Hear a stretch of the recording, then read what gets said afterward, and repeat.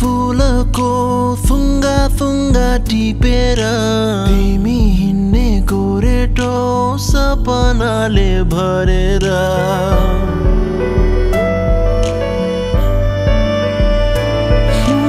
रङ्गी बिरङ्गी फुलको थुङ्गा थुङ्गा टिपेर तिमी हिँड्ने गोरेटो सपनाले भरेर आँखाको नानीमा सजाउने संसारले जुन त लाग्यो ताराले मन त लाग्यो मायाले त्यो पहाड हेर्दा हेर्दै साराले जुन त लाग्यो ताराले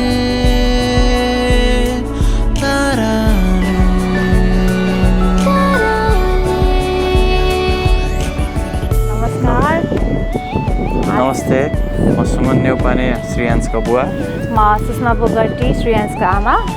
आज चाहिँ 5 जुन हाम्रो बाबुको 5 महिना पुरा भएर 6 महिना लागेको अनि उसलाई आज हामीले खाना खुवाउने भनेर आज पास्ने आयोजन गरेका छौँ।